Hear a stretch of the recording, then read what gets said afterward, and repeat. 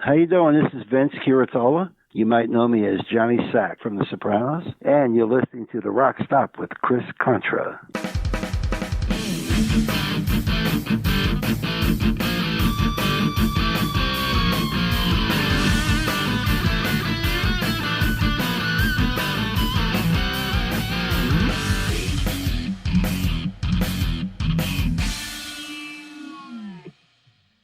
All right, welcome into the RockStop. Chris Contra here. Joining me on the show tonight is a top-notch actor, best known for playing Johnny Sack on the legendary show The Sopranos.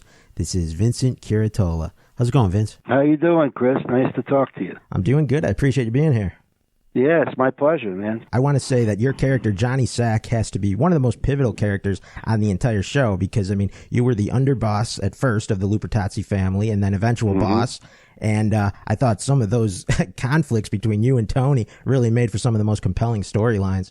Yeah, well, you know what? Those were priceless scenes because, we had a lot of chemistry between us. Yeah. Jimmy and I, and God rest his soul.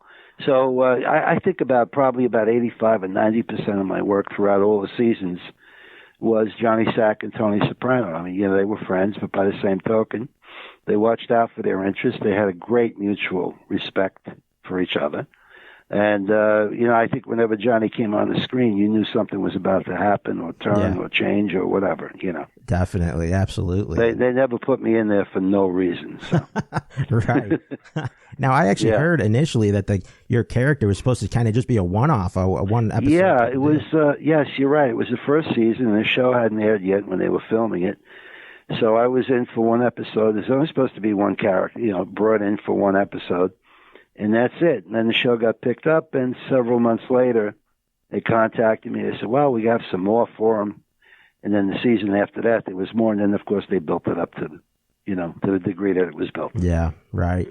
And, I mean, it's hard to imagine the show without that chemistry between, Tony Soprano and Johnny Sack. And oh, thank you. That's a major compliment. I appreciate that. Absolutely, man. I mean, those are some of my favorite moments of the whole entire show. I mean, I watched it like most people every Sunday night as it aired and things. Like when you finished shooting a season, how long did it take for it to air on HBO?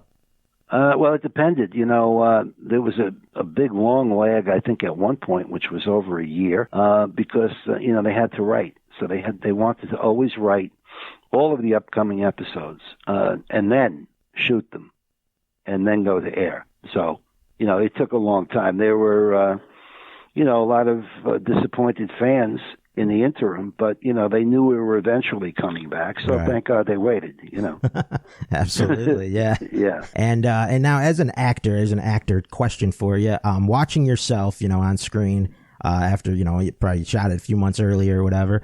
And then, you got to come back in the next season. Does it kind of play with your head a little bit that, you're watching yourself and you're like, I got to remember how to do the character just how I did it, stuff like that? No, I tell you, that would be death for an actor. Yeah. If you're trying to imitate yourself or what you did previously, you're not loose, you're not fluid. Right. And, the writing was so specific that you just knew on the next episode, well, okay, this is what they want from him. I get it. I got it. No problem. Yeah. So I never really had to go back because everything we did on the set was really pretty organic. I mean, we were not permitted ever to improvise, but you didn't have to because the writing was so good. Right. So, So everything was, everything you said and did was in the script? Oh, without a doubt. Every syllable. There was nothing changed. Now, a lot of people know, of course, David Chase, that created the show and everything, but he only directed 2 episodes, which some people may not know. Yeah, he directed a couple. Yeah, right. That's true. He did. He directed a couple of episodes, and I'm thinking he directed the finale. I would have to look that up. Yeah, I'm not sure. And so, who was directing you most of the time? Well, we had multiple directors. We had a great guy by the name of John Patterson. Years later, he passed, unfortunately, granted, too soon. Yeah. We had Tim Van Patten. We had Alan Coulter, Alan Taylor, who directed me in my very first one and my very last one. That was poetic. Yeah. And then we had Mike Figgis from England. Mike had directed Leaving Las Vegas with Nicolas Cage And yeah, he was a big film director, and he was very interested in the show, and they brought him in to shoot one episode. Matter of fact, one of the ones that I was in.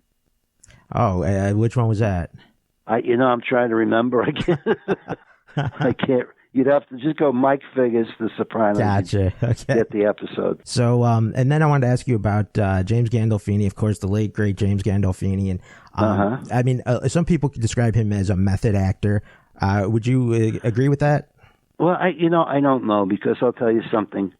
Those schedules were so tight. I mean, hours and hours and hours went by every day. And one of the big things I remember from Jimmy is that we never talked about the scenes we were about to do.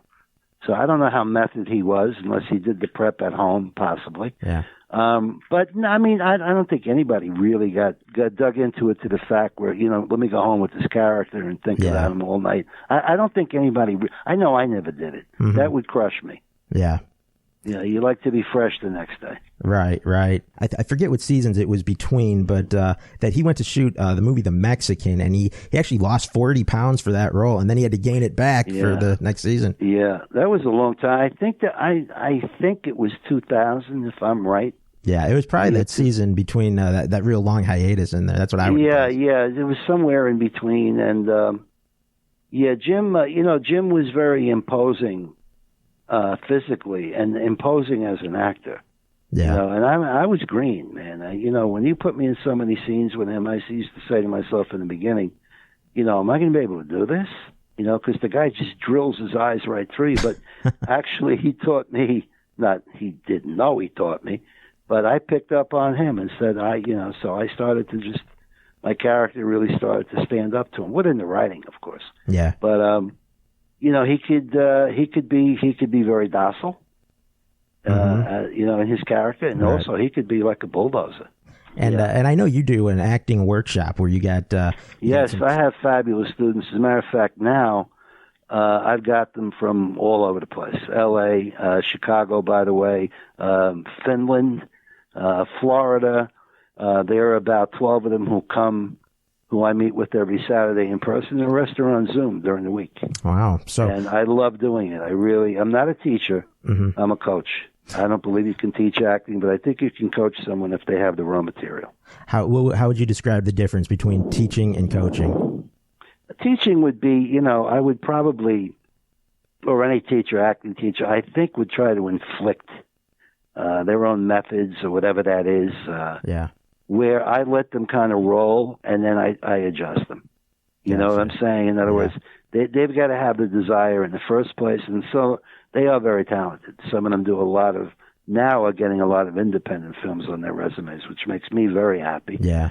But we run the entire spectrum. Wow. From very young adult to people in their 60s, 70s. So you got the bright-eyed, bushy-tailed kids as well as the grizzled veterans. I got the young ones. Yeah, I do. I got the young ones, and, because I never studied any type of a method. Yeah. So, i.e., I can't coach you on it, and I don't like it.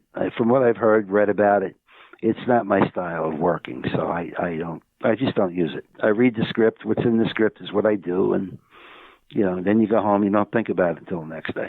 Let me ask you a question, just sort of a general actor question. Say the camera in a scene is coming in tight on your reaction. Do you find that, how do you stay? There is no camera. Right. That's what you have to do. Yeah. There's no camera. So that's the only way. Right. I hear you. Yeah. I'd imagine that might be difficult for some people, though. I see it on screen where I get the feeling they're very aware of the camera, and that's terrible. Yeah. But no, there's no camera. I mean, when you get on set, you spot the cameras and you say to yourself, okay, there's one here and one there, but they're not here at all. As long as you get that into your head, you're fine. Yep. And, so coming off such a legendary show as The Sopranos, I'd imagine, being typecast might be a problem, because I know for Gandolfini, for example, it's hard for fans of The Sopranos to ever see him as anything other than Tony when you see him pop up in a movie or something. Yeah. I'll tell you something. Being cast as whatever we were playing is wonderful. It's wonderful just to be cast, Chris. You know what I'm saying? In other words, but I've played a judge on The Good Wife 5 times. I'm a recurring judge now on Law and Order Special Victims Unit. I've played the mayor of Boston in a movie called Patriots Day with with Wahlberg. So I don't feel I've gotten too much into that groove. Yeah. I've done other things since. Right. So. It's fortunate that, because it is like you said, I mean, what a great honor to be on such a legendary show, but it comes with another side of the coin sometimes. Well, that's right. That's part of the territory. People, matter of fact, there's a lot of things you won't get cast for because they remember you so well as Johnny Sack. Right. But, but that's okay because, we did it. I rang the bell. It's okay. Yeah, absolutely. And like I said, some of those scenes that come to mind when I think about you and Gandolfini. You guys are at the funeral, and you start getting suspicious of Tony B. Oh man, yeah, that was a great scene. That limousine. Yeah, that was a wonderful scene. It really was. That's kind of like one of the few that I'll go on YouTube and watch because I love that scene. I really do. Yeah. It was really great. Great stuff. So great writing. Yeah, and executed brilliantly by both you guys. Thank you. So thank you so much. Absolutely, man. And then to speak of some other storylines that you did, of course, stringing along Polly with Carmine. That was a great stretch of stuff. I tell you something. I met Tony Sirico, who played Paulie Walnuts. I met him and hung out with him from '92. The show really didn't start production till about 6 years later. So I knew him well. And I still, to this day, we're very, very close friends. That's great. And, we used to tease each other. I used to, like offset. Carmine doesn't know who you are. What are you bothering for? Shut up. Yeah. So we would keep it going, but in a light way. Yeah, that's funny. He's a wonderful guy. He's a very generous guy, Tony Sirico. He's a wonderful guy. So you met him all the way back in '92. What were those circumstances? Yeah. Well, there's a place in Manhattan, just off of Washington Square Park, where it was a restaurant called Mary Lou's, and it was a big hangout for actors back in the day. Yeah. And I remember walking in one night, somebody said, you should go there. I didn't have a resume yet. I didn't have anything. Except I had studied with the great actor Michael Moriarty in Manhattan. He was my coach. But I went in, and it was Tony Sirico's 50th birthday. I see this guy sitting there with a birthday cake, people all around him. I recognized him from some films that he did. And, come over here, have a piece of cake. What's your name? I said, Vince. Sit down. We come here every Thursday night. You want to get busy as an actor, you got to come in here. And that night I had met Sofia Coppola, Kathy Scorsese, Imperioli, a couple other people, all in the first night. Wow. So I said to myself, I think I should hang out here. So, and actually I met Jimmy there around 96. Oh, wow. 97. And I recognized him from some of the stuff he had done. And when I was cast on the show for that first episode, when they, you have to go to a table read about a week before the episode begins shooting. And I saw him sitting at the head of the table with David Chase. I said, Jimmy, this is your show? I see you every couple of weeks. You never said a word. Wow. I had no idea. The star of the show. Unbelievable. No. And then Sirico is sitting next to me at the read-through. I told you that months ago. I said, well, I don't remember it, Tony. So it was a nice surprise. Yeah, that's really cool. That's a great story. Yeah. I did hear, I don't know if this can be verified or not, but that Tony Sirico's one stipulation for going on the show that his character would not be a rat. Oh, absolutely. Yeah. Without a doubt. No, we knew that. We knew that all along. He would absolutely refuse to play that. He would just flat out refuse.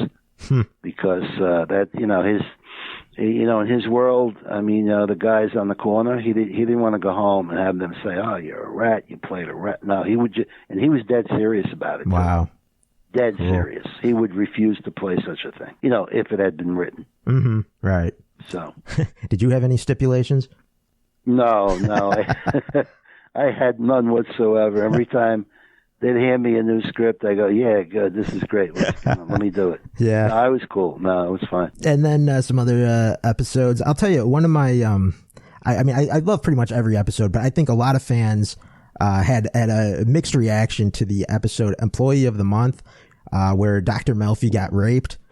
That was terrible. That was a tough one for fans because I think you're watching it and you're just, everybody wanted that revenge sequence to take place. That would have been expected. It would have been expected. And I guess that's David Chase. He goes in the opposite. Including the finale, I guess, would be another. Including the finale. It's absolutely right. Right.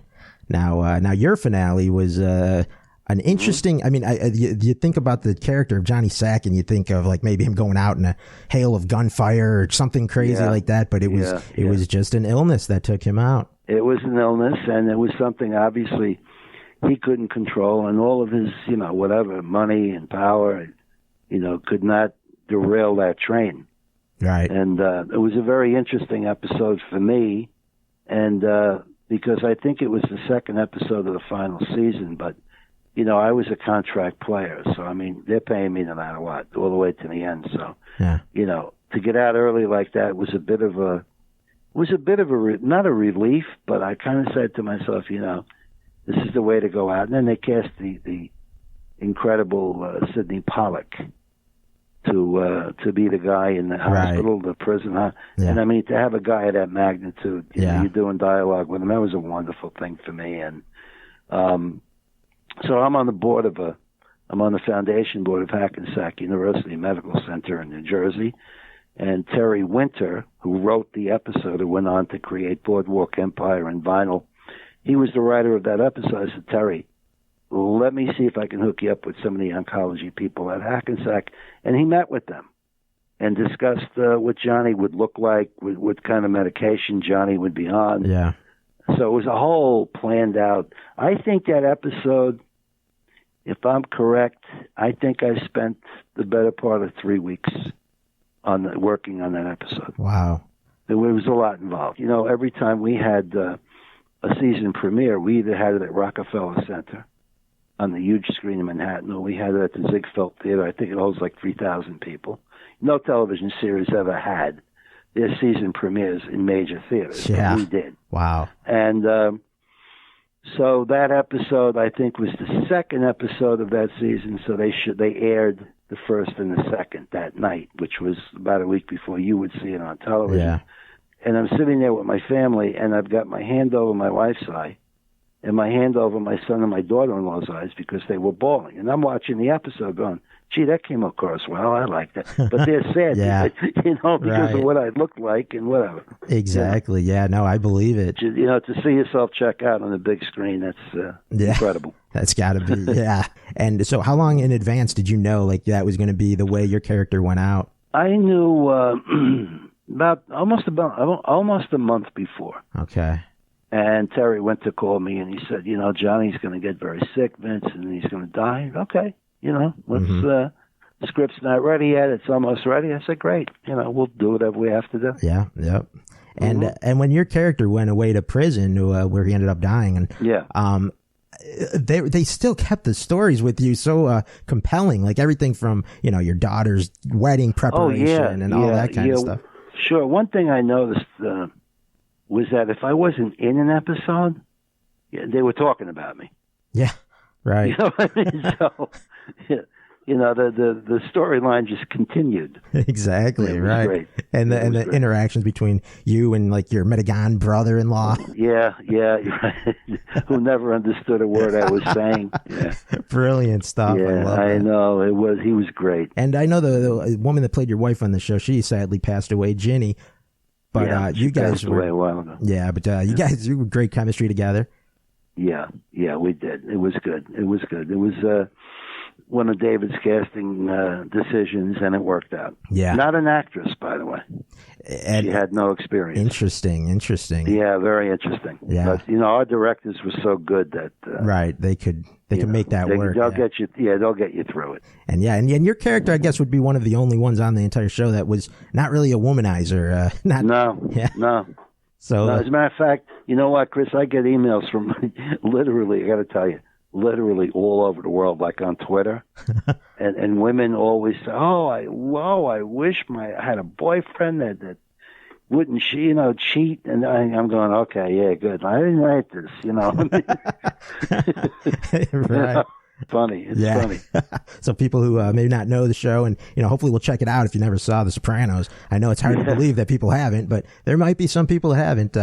Yes. Well, I'll tell you something. Last November, almost a year ago, some event promoters, I should say, I think they were out of Vegas or L.A., and they sent me and Vinny Pastore, who played Big Pussy, and Sirico, who played Furio, and they sent us to an autograph convention in Riyadh, Saudi Arabia, last November. And let me tell you something. You're almost 7,000 miles away from home. You have fans all over the globe. A lot of them were teenagers or in their early 20s, and they're just watching it for the first time. Mm-hmm. So they knew us instantly as soon as we got there. Well, they knew us on the plane flying out, but it gives you an idea of the scope of the show. Yeah, I mean, I imagine when you're filming the show, you're not really thinking about, No, Chris. And let me tell you something. Even all those years where my wife and I would go into a restaurant or a store, and people would run up, say hello, or stare at you. And I'm saying to myself, wow. A lot of people watch the show. Yeah. But when you're on set, you're working, you don't think about, well, you know what, let me say this way or that way, because that'll be cool when it is. You don't think that way when you're an actor. Mm-hmm. But the people just picked up on it, boy. They really, really picked up on it. Absolutely. I had Robert Funaro on the show who played Eugene Pontecorvo on The Sopranos, and I was asking him about some of his most difficult sequences to shoot, and he mentioned laying in the coffin in his episode after he hung himself. Oh yeah. So what difficult sequences do you remember that were a little more challenging? I would have to say dying was a little tough, not because I became emotional about it, but because I said to myself, how do you die? Yeah. How do you convincingly die? So I kind of figured out that a guy in the shape that he was in at the end is still going to open his mouth. He's still going to move his hand if he can. But he does it a lot slower than someone who's healthy. And I said to myself, if I pull this off, it will really look like I just kind of faded away. That was challenging for me. Yeah. But what I did was, unfortunately, have to admit that I've been in places where I've seen, especially my access to the medical center. So I kind of channeled. I feel guilty about it. I kind of channeled what I saw, and just basically imitated it. Right. As far as an actress, I mean, I did a movie called Killing Them Softly in New Orleans, and it was Brad Pitt. Jimmy was in it. Yeah. Leota, I was in it, whatever. And at some point, Brad Pitt shoots me, kills me. And then we cut to me on an autopsy table in a real morgue, in a real hospital. Oh, wow. A steel table. Yeah. Okay. With multiple contusion, makeup on, all kinds of stuff. And then they put me on the thing, and they put me in the refrigerator. Multiple takes. That's probably the most frightening thing I've ever done so far as an actor. Wow, yeah. Because that was all real. That was a real place. Mm-hmm. It's a real cold steel table and a real cold refrigerator. Yeah.